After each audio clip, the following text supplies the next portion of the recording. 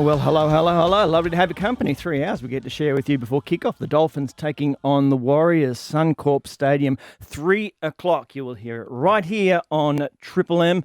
I'm surrounded by just the elite, just the best group of people on radio.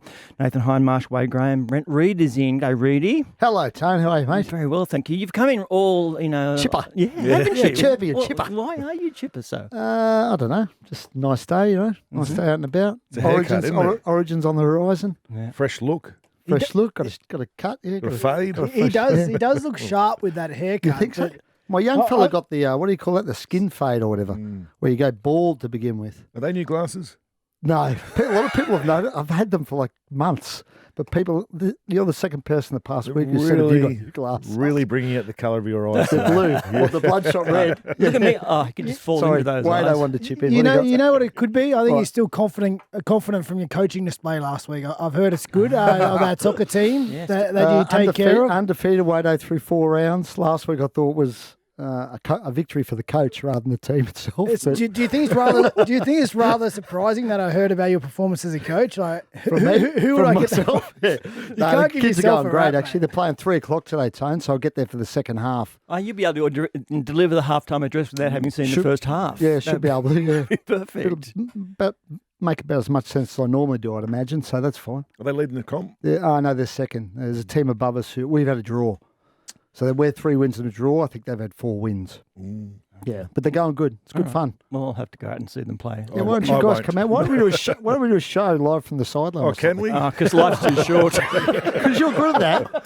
You're good at Suncorp. Yeah, well, I was great. Yeah, you could do it as well, Reed. Yeah. I've got a good story for you. Actually, funny story. You missed last week when we learned that Wayno's now carnivore. Well, he's a carnivore diet. Well, you rang me last week as well. Yeah, Sorry, Bab. We carnivore. I love this idea of the carnivore diet.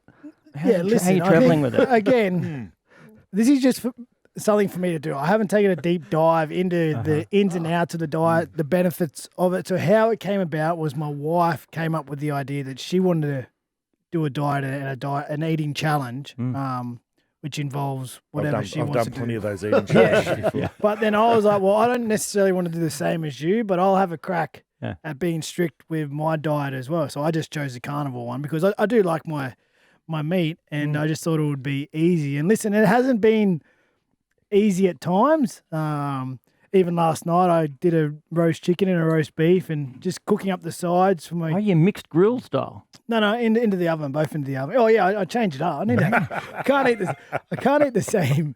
Sorry, I thought you meant... not a grill, into the oven.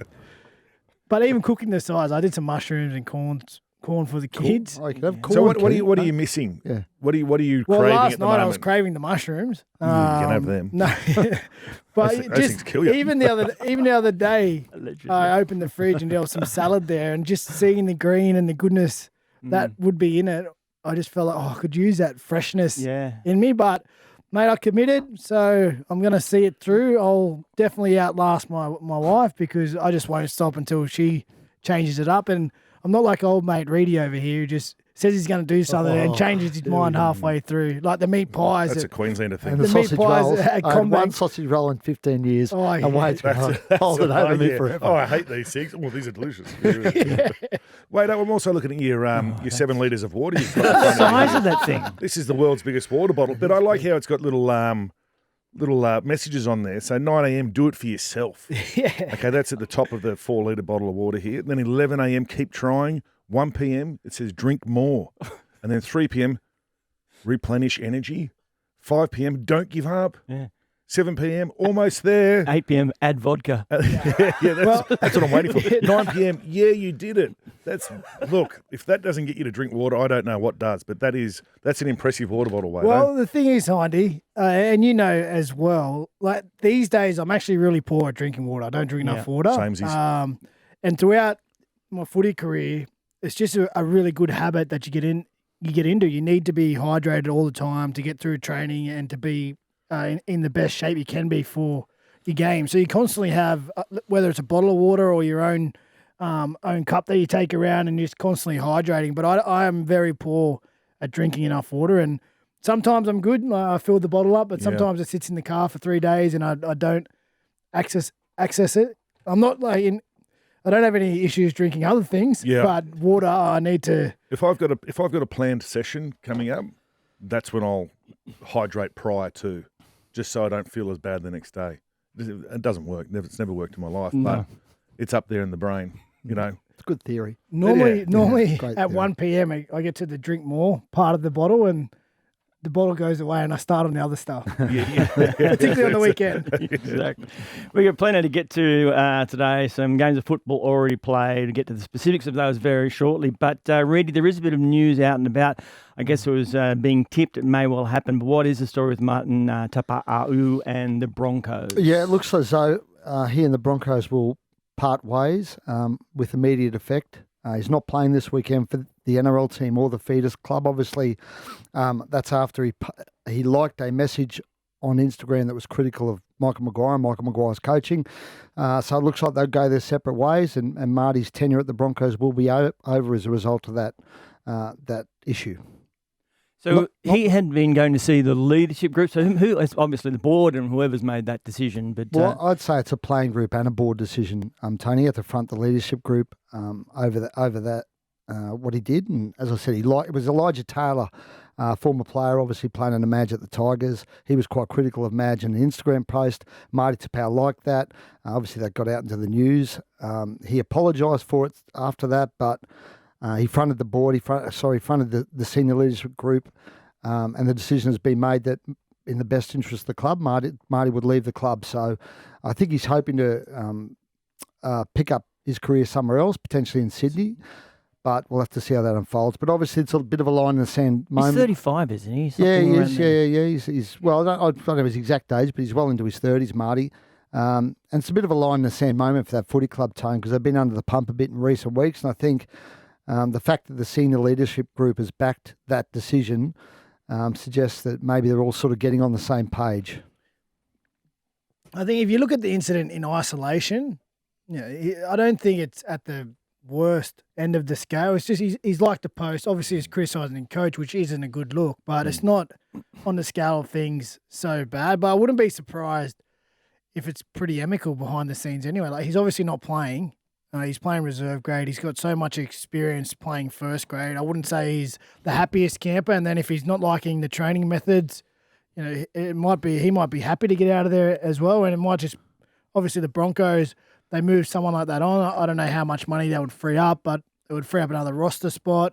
They are having their difficulties at the moment, with their retention on not in terms of getting players there, but who are they going to keep and who are they going to make their priorities. So again, isolated incident. It seems a little bit over the top that he'd be moved on from the club. But if you go behind their four walls, I wouldn't be surprised if both parties are actually happy with the result anyway. Yeah, to be, put through the ringer for liking a post, and then he did admit that he quickly deleted straight away. Like he did unlike it straight away. It's always too late. Yeah, I know it's always too late. But who's there watching? That's what I know. Oh, bang! And then you've lit up that love heart. Somebody in the skivvy somewhere. Yeah. Wonder how long it was up for before he decided to unlike it. But anyway, yeah, I'm a bit with Wade. I think there could be. Apparently, it's meant to be quite amicable that they both want to move on. So I think this was just the little tip of the iceberg to say, boom, this is what we needed to see it, and see you later. Well, the biggest thing for Marty would be, I'm assuming he wouldn't be getting a payout from the Broncos because they'll be trying to save as much as they can in their cap. So for him, I know he's a family man. He's got people to provide for. It'd be, well, can I get another job in Sydney if he has ambitions to play on? Or what does that next part of my life look like without a job? He needs to obviously provide, and that would be the biggest shock for him, and probably some nerves and anxiety around can he pick up another club this late into the season. I would have thought he might have walked away with something, Wado, because for me that's not a sackable offence on the face of it. Yeah.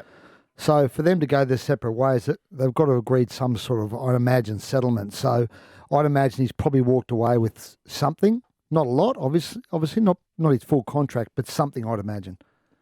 Game so far, the Bulldogs 24, the Roosters 20. We'll get to that game in detail after the break. We're also going to speak with Olivia Koenig from the New South Wales. Glorious victory in the Women's State of Origin. They've got that series wrapped up. Still one game to go, though. They beat Queensland 26-6 in fairly atrocious conditions at Allianz Stadium. We'll have a look at that as well a little bit later in the show. The Eels 28 beat the Knights 6. The Knights were poor. The Eels, maybe the trajectory is suddenly in the right direction. We'll have a chat with Josh Addo-Carr in a little while as well. Charge sheet, injuries, what have we got to speak of? There was a big one on the charge sheet, Tone. Steve Crichton got charged with dangerous contact for a tackle on Lindsay Collins. It's his third offence. He's very lucky, actually. He can escape with a fine with an early guilty plea. So he'll take that, obviously, because if he fights it and loses, it's 2 matches. But he's sort of teetering on the brink now. Any other charges, and he's going to face a stint in the sidelines. In terms of injuries, Dylan Lucas, shoulder injury. They think he'll be okay. Jacob Safidi, a calf injury, which means he'll be in doubt for Origin selection now. I'd imagine Jacob Safidi. And Nafahu White has done a medial ligament in his knee, 2 to 3 weeks for him. So that's a blow for the Roosters. Right. Okay. As I said, the Bulldogs are 24. Another ridiculous comeback. They've beaten the Roosters 20. We're going to get that for you straight after the break. But I guess one of the moments of that game was Mark Nawaqanitawase and his amazing try, the hop, kick and a jump. Absolutely sensational. Let's have a listen to it. Centre of the 30-metre line, played by Nafahu White. Radley, Savala, Tedesco. Cut out Toya. Went to Nawaqanitawase, who tiptoes down the wing and gets ahead. And regathers to score a miracle try. Miracle try. Was it one of the great tries that we saw in terms of an individual try? Well, if they'd won, it probably would have been, but they ended up losing. But no, it was very special, very smart from him to be able to kind of the style of kick he put in, where he had to hop on one foot almost and kick it with that same foot he hopped on, so he didn't go into touch. So it was pretty impressive. And then to have the brains to get his 2 feet back into the field of play, inside the field of play before he put the ball down. So I'm going to say it's definitely up there. Mm-hmm. I haven't really gone back through the archives through the files and had a look at some great tries. But no, it's up there this year. Let's say that. Oh, wow, that's tough. One of the best in that game. It was a fantastic effort. And again, I think that what caught everyone with surprise, I don't think we've ever seen something like that happen. The triple jump, the hop on one foot, and then in the same moment be able to produce a kick that just lands perfect, almost hits the touchline in goal. As Hindy said, he goes outside the field of play, back into it and gets it down. It was just special because it was so unique. I don't think I've ever seen someone hop it was on the one foot. Hop on the foot and then kick it with that same foot he's hopped off. That was what he did. It's so impressive. So in terms of... I want to try and do it now. Did he? What's that? He kicked it with the foot he wasn't hopping on. He was hopping on his left. No. He hopped on his left and he kicked it with his right. Yeah. So that was it. It was like the double clutch. Now you've stuffed me now. I'm trying to... Yeah, can you do it? Can you try? See if you can do it. Okay. So he was hopping with his left. He hopped off his left, didn't he? Yeah. Because the touch line's there. Yes. But then he kicked it with his right. Yeah. So he went like that. Oh, I wish that was brilliant radio, ladies and gentlemen. Did we have that on film so everyone can see it? I've just done a groin and a hamstring. Hip flex is gone. Maybe an ACL as well. It was brilliant, Taylor. Amazing skill. And he's obviously played a lot of sevens, Mark. So I think that seven sort of lends itself to those moments of genius like that. But I go back to the Xavier Coates try last year. In terms of individual efforts, because of the context of the Coates try, where it was to win the game last seconds, and what he did acrobatically was brilliant. So I think the Xavier try outstrips it, but it was genius from Mark. I mean, his adaptation to rugby league's been so good. People are talking about him for Origin. I know he's not going to make it, and he's a bit of a left field option. He's down the pecking order, but the fact he's even in the conversation, and again, I'll help you blokes pick your team because you need help. I was going to say, who does he play for? The fact he's even in the conversation tells you how well he has adapted to rugby league. People have mentioned him. Yeah. Dave Riccio mentioned him last weekend. He's one of Triple M's finest. Well, that moment was a fantastic moment for him, and he had a couple of brilliant moments. The flick pass to Toya, which should have been a try. They let one begging butchered there, but there was also some other moments that weren't fantastic. It was a roller coaster to watch him last night. Yeah, it was. He was kind of, given the drop balls and the amazing work he did with the ball, he was kind of net zero, he finished. Yes, his fantasy points were even. But This is what got me though, because he had a shocker under the high ball. Yes. We all saw it last night. Yep. But the dying play of the game, he's put a big up and under in to go and catch it. He's put a bomb up for himself after his effort on the night where he couldn't catch a cold, and he's put a bomb up for himself to try and catch it. Brilliant. That was the best. That was about here we go, do something, and he's put a bomb up. And Love it. The Bulldogs 24, Roosters 20 was the final score. But Cameron Serraldo, the super coach, his great idea of just waiting till the opposition gets 14 or 20 ahead and then going, let's have a go, boys. It seemed to work out yet again. I think it's since 1958. That was the last time that the Bulldogs have had no points at halftime. 2 consecutive matches, which is quite amazing, but they've done it again. It's impressive, particularly because they're winning in different ways. Now, we know they went through the start of the season with that great defensive record. They had a couple of games in a row where they held their opposition to 0 points. Mm-hmm. They go up to Brisbane. The Broncos not just get the better of them, they dominate them in that game. There was a slip up there, but then post that, they win in Magic Round, they go down to Canberra, give up a big lead, chase it down, and again last night against the Roosters, give up a lead, 14 points. We know it's 14 points probably isn't as much as it used to be, but still to fight back.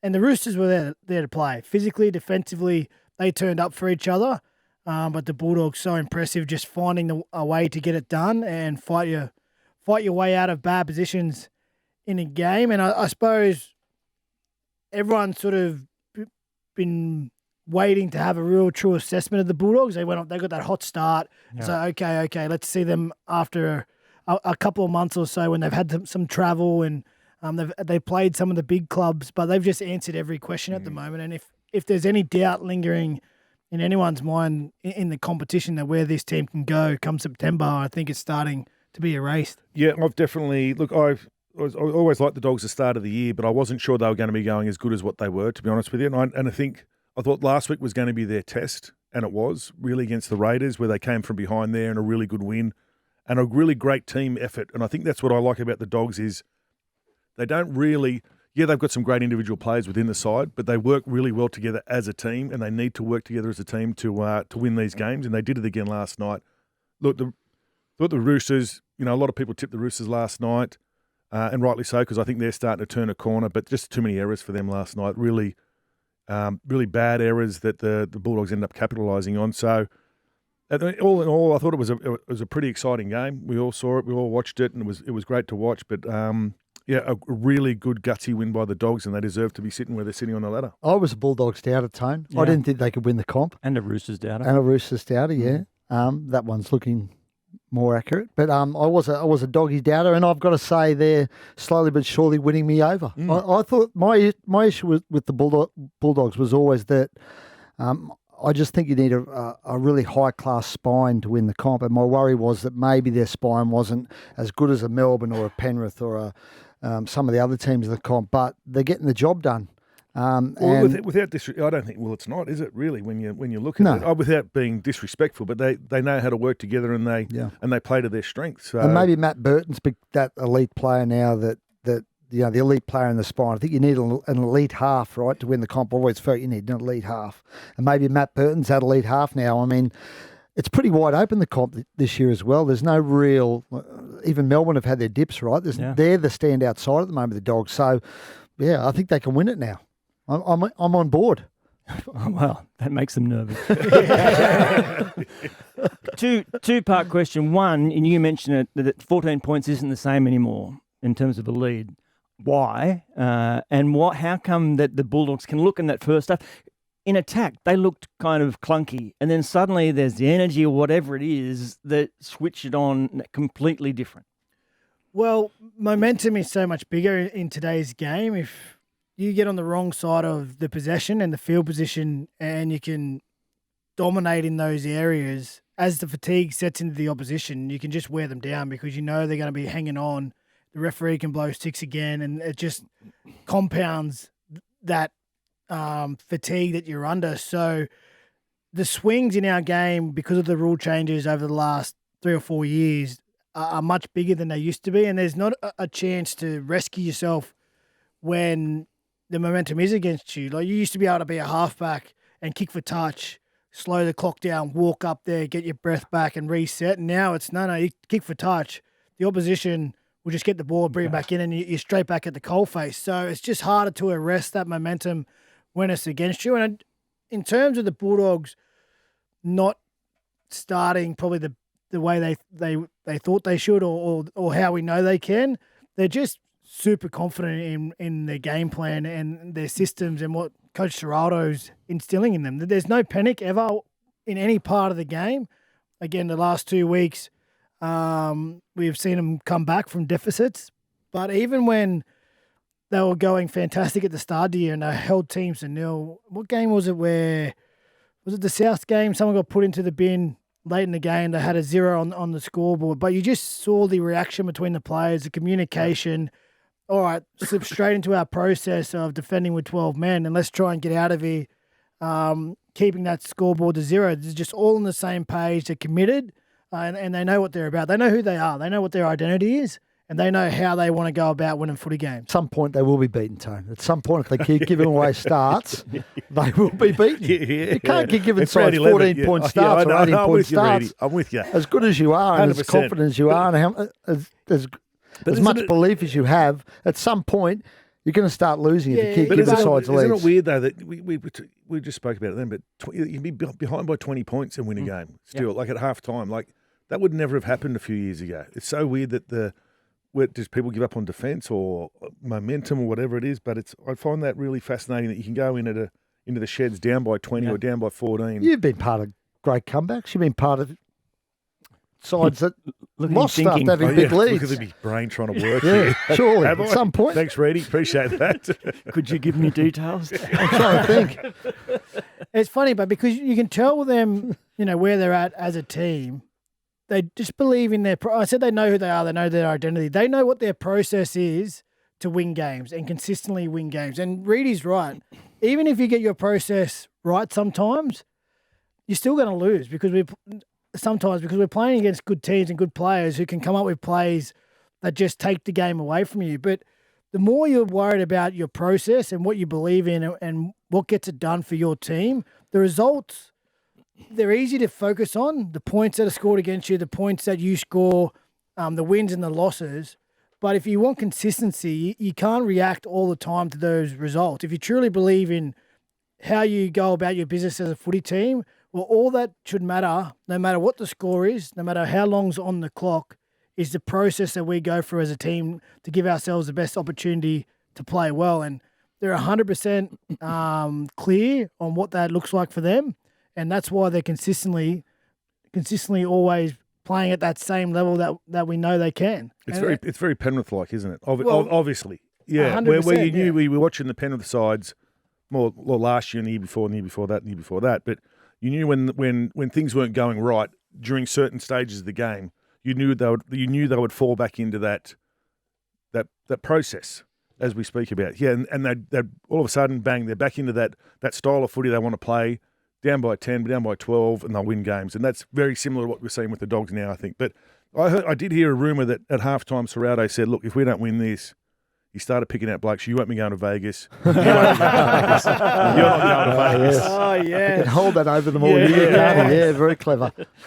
Spencer Leniu off the back fence, which is great. Made a couple of mistakes when he did it, but he powered into them. Max King came reeling out in, was it the first tackle, then Fafita was had to go completely. Look, it won't be a popular idea, but is part of what Spencer's doing there and many others do shoulder charge in possession. They come and hit the line, turn the shoulder around, they're holding the ball, and the contact is enormous. Well, you're protecting yourself, aren't you? And I have no issue with that whatsoever. You're the one carrying the ball. It's the job of the defender to put themselves in a position to make the tackle correctly. And if Spencer's running the way he's running, and turning, Petro Sevenasiva was one of the best at doing it as well. Yeah. He laid at the line, he would turn and put a shoulder into you, and you just had to be, as a defender, you had to work that out. And I've got no issue with the way Spencer's running the ball. I think it looks great. It's exciting, and you just got to do better as a defender. Here's an idea. Why are they kicking off to him? Why not kick to the other side? Why do they keep kicking it to It's the Spencer? same as when they kicked the Brownie, Manly and Royal, and everyone loves it. I know. Everyone loves it. Come on, watch him fire up. Yeah. But if Get him Spencer's sat on done his that to a arse. couple of blokes already in the game, I kick it understand. to the other side of the field. Yes. What are they doing? But also too, though, you've got that mindset as well. Kick it to him again. We'll belt him this time. We'll belt him. We've got him here. Waito, come on, me and you. Let's go. Let's go. Come on, we've got him. Mate, I actually have a funny story about a similar thing. We played over in New Zealand one time for the Sharkies, and we were a little bit down on injuries. We got out to a lead, and then the Warriors, they came home. Well, they were coming home with a wet sail, and Todikani they scored like 2 or 3 tries in a row. Todikani was kicking off. I was on the left edge, and he kept kicking it to Conrad Harrell. And I think I had a busted shoulder at the time, and I was just barely hanging on to him, doing my best. It was hurting every tackle. I was struggling. And then I said to Toddy the next time they scored a try, I said, mate, any chance you can kick it to the other side? And he goes, mate, just make the tackle. I said, well, you get out there and tackle him, mate. He just said, just make the tackle. Yeah. I said, you get out mate. there and make the tackle. Oh. Tell me this, the other thing, the Toya's drop ball over the line, which was crucial for the Roosters in hindsight. Before we had television, how many thousands of tries would have been just given, and without anybody looking back and worrying about it at all? Who picked that up? Like I went to the fridge for another beer. Like I thought that's a try, but where do we see it? Because it was quite hard to pick up. So the bunkers grabbed that one. Yeah. So it would have been a frustrating moment for the Roosters because the lead up was brilliant. Obviously, Mark again with that flick pass around the back, but it sums up the Roosters' night. They were there to play, and it's turning into the season almost of what ifs for them because they're on. I think they're 10th or maybe 11th after the rest of this round goes out and other teams get some points, but they've had this situation in a couple of games. I think the South game reminds me of that, possibly the Warriors, and again against the Bulldogs. They get themselves into a position in the game and just hurt themselves with errors. They were 12 or 13 errors last night, and they put so much effort into their defence and they earn their points, and then they get into a position where they should be able to, consolidate. Let's keep putting pressure on the opposition. But instead of doing that, they invite the opposition back in through their discipline and giving back cheap possessions. So I still think they've got a lot of improvement in them, and they'll trouble some sides for the rest of this season, but they just got to clean up that area. Otherwise, you just make it too hard on yourself. Yeah, it was the middle of the field again. You know, that Burton try coming back on the angle and back underneath the post there, that is a no-go zone for players to score in. That's what, and I don't think the Chooks are priding themselves too well on making that area the safe area, because that, when you're in the middle of the field, that should be the safest spot on the field where no one gets. Sherry went through there as well. Yeah, so and that's been a little bit of the Achilles heel for the Chooks this year, where they've kind of clocked off on the inside, and it only takes one person who's coming across to, and I think it might have been Connor Watson, who you'd never see do it, just stopped for that half a second, and that was all Matty Burton need. Obviously beaten, I think he beat Victor Radley back on the inside just with good footwork, but that one half a step that really cost the Chooks, and that was the game. Yeah, I agree with you, and they would be disappointed. You never want tries to come through your middle, but they do a good job defending there.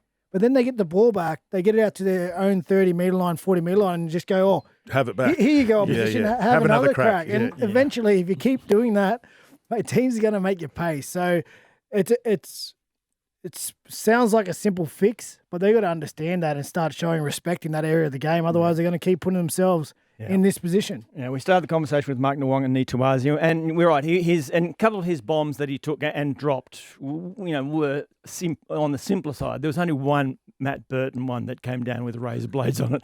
It was absolutely ugly. You wouldn't want to get anywhere near it. But he showed us some great stuff as well. It was the Bulldogs 24, the Roosters 20. Great to have your company just a couple of hours before kickoff. The Dolphins taking on the Warriors, Suncorp Stadium. Maroon is the man. You'll hear his dulcet tones calling that game for you. Plenty ahead as well. We are going to speak with Josh Addo-Carr after the Eels' 28-6 win over the Knights.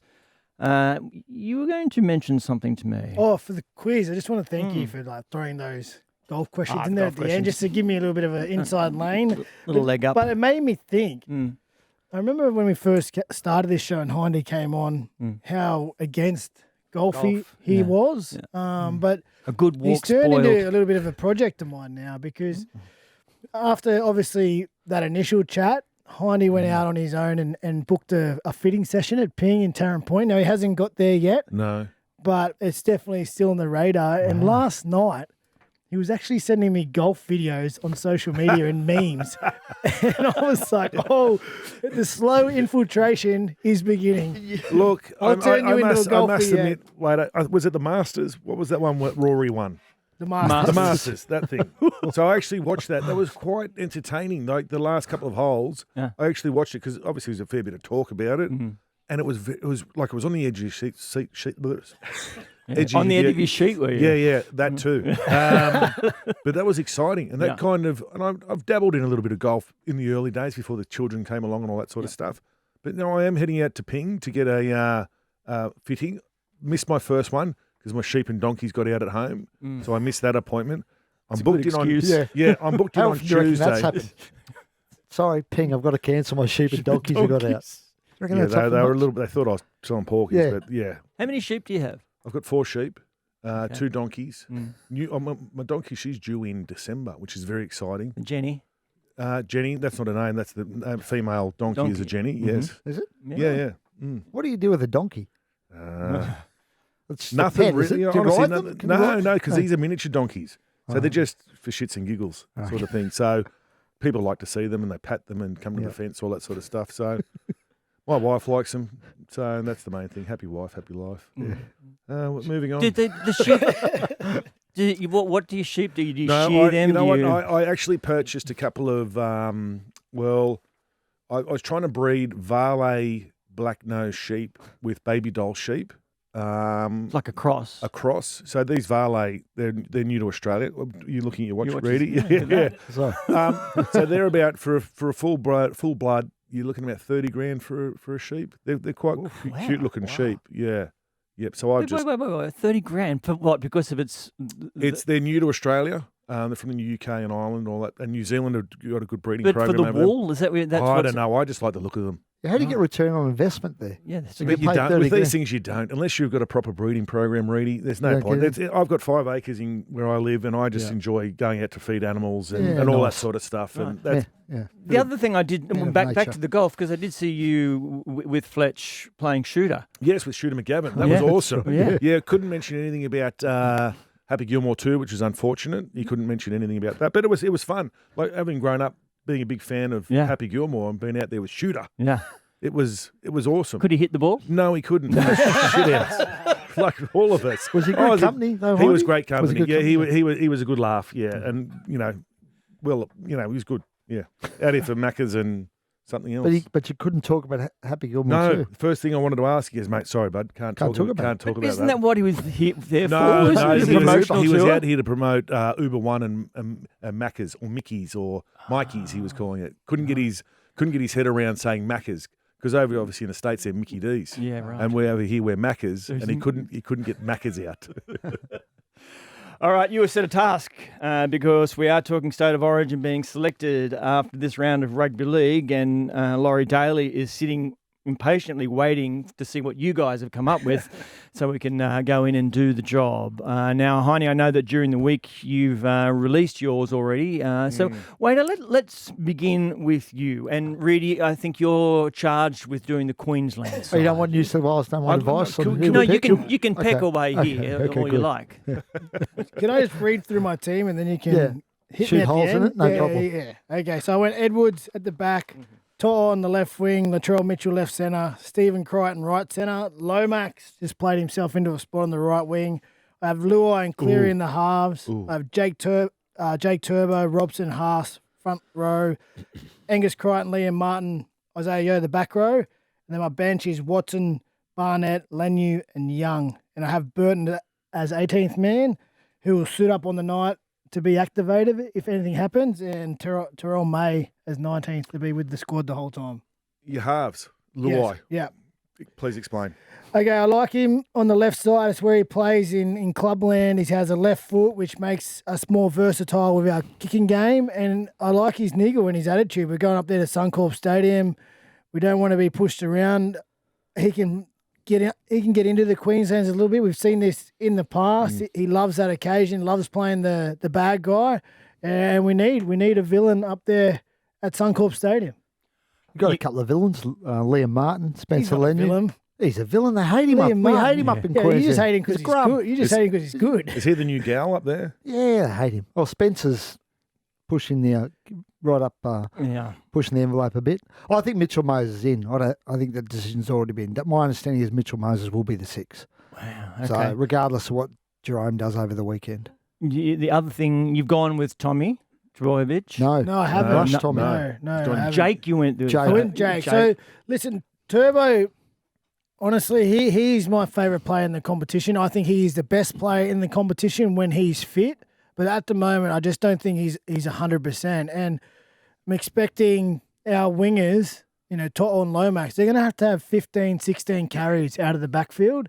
And it's going to be into a line of Queenslanders with cricket bats. And these boys are fit and fire. And Lomax obviously proved that on the weekend. We know what Toto can do out of the backfield. And Tommy, as good as he is, I just don't think he's 100% fit. And I feel like 17 carries out of the backfield with no thought of self-preservation. I just thought Lomax was a better fit right now. And it was a hard one. That was one of my harder guys to leave out because, again, when he's 100%, I think he's the best player in our competition. Yeah, you can definitely tell. I know Origin's still a couple of weeks away, but you can definitely tell after his last week's performance that he's carrying that leg too much.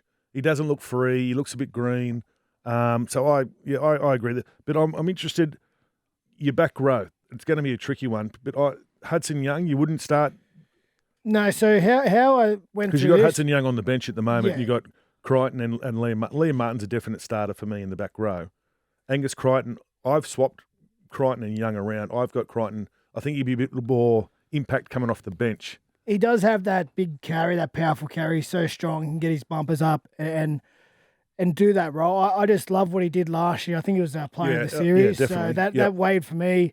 And again, so I went with Jake Turbo just for his experience. I know everyone's in on him about his stats and his leg speed, but for me, it's his experience in and around the camp. Again, game one, heading to Suncorp, he's a low-maintenance guy.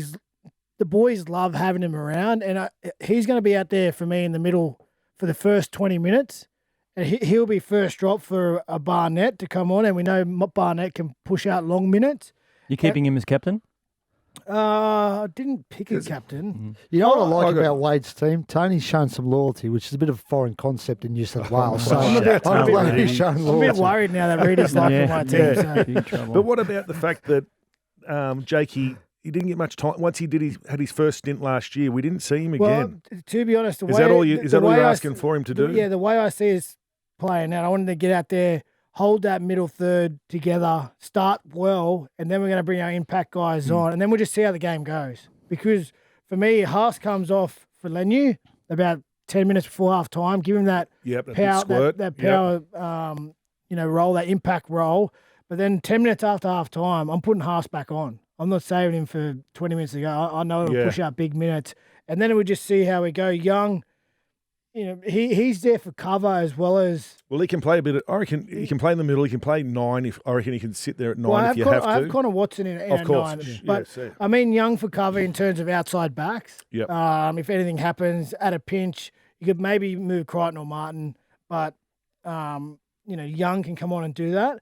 And also, if something happens in the middle, I'm not afraid to move Martin or Crichton into the middle and put Hudson Young on the edge to hold that down. And again, it's a hard job. I don't envy Laurie. I'm sorry, Wade. I'm just looking at your team here, but you've got Noah Kawatu, which I don't think but I see you've got like an arrow pointing. You've got Terrell May here at number 19, but you've got Young possibly. I was just talking about like the decisions that I thought about. I thought about Terrell May onto the bench and having, 3 middles instead of just the 2 and using Mark Barnett as a bit of cover in the back row. But then I just feel like we get a little bit skinny if something happens out wide. And I like the leg speed of Young, being able to defend. You're a thinker. You're such a thinker. You should be a coach. If you put your hand up for the Bears gig. No. He was coaching the 18s and 19s. I did see that. I did see you. I was doing some specialist work with the back rowers. Coaching, that's coaching. And there was other players around helping. And Did you get to keep the gear? we did keep the gear, but it was fun, to be honest, to get down there. They have basically the city country of the 16s and 18s. They put them all together.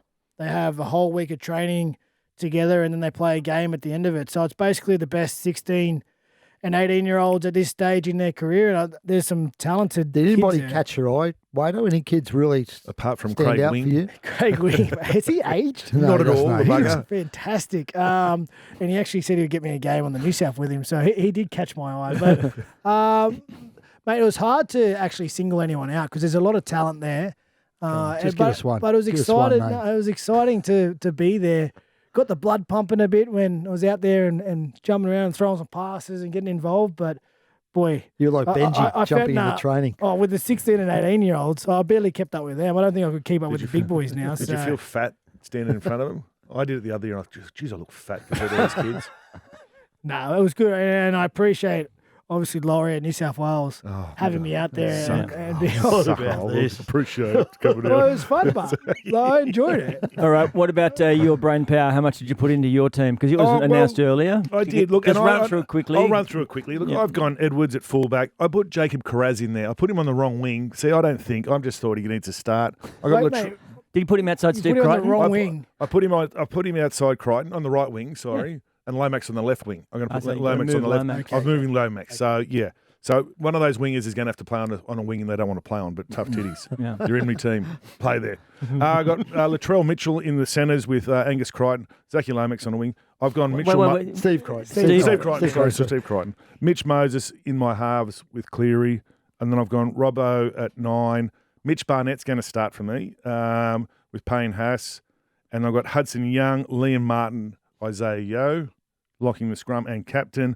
Connor Watson, Angus Crichton on the bench. And I did have Dylan Lucas in there as a bit of a smoky from the Knights. I think he's a great young kid. He's got a heap of potential. He'll play Origin one day.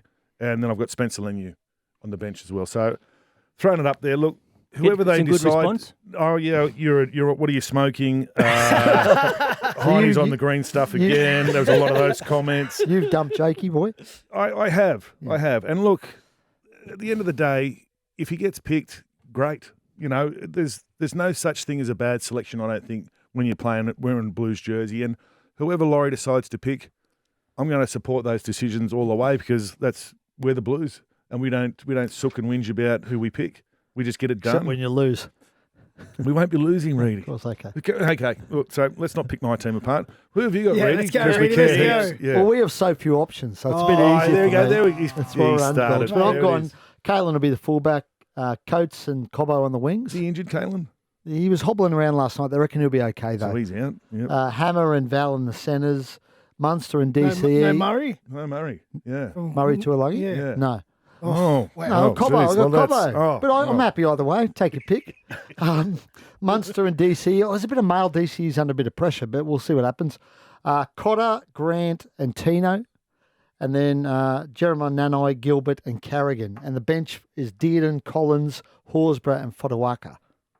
Good team. Very good I team. don't even know who these Unbeatable. blokes are. So. Very good team. We're Queenslanders, mate. That's all I'll say. So is there any doubt about Daly Cherry Evans? Well, I wouldn't have thought so, but there's just a bit of mail going around the last couple of days that there's a bit of pressure on, yeah. So I'd be stunned if he's left out. Is that performance pressure, I or think is that's that performance pressure. upsetting the camp pressure, which No, we've seen a bit of? I think Can that's you- more Can you performance name your bench based. again, sorry?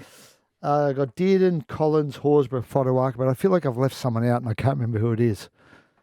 Did I leave someone out? Where's Tino? No, Tino's he's in in there. there. Tino's Tino's in starting in the front row. Or Yep. him or Carrigan starting in the front row with Cotter. Or him and... Any worries about Carrigan. Grant playing the 80? Well, I don't think they've officially cleared him to play, but I think he will play today, so I don't think there's an issue there. Dearden can jump in and hooker if he needs to, surely. Don't you think? Yeah. Yeah. He's a good player. Very good player. Good All right. player. There you It's your have. team, mate. You tell them. No, it's not serious. I think we'll be It's your fine. team. Try and convince Well, us. first game at Suncorp, 1-0 up, boom, series over. Thanks very much.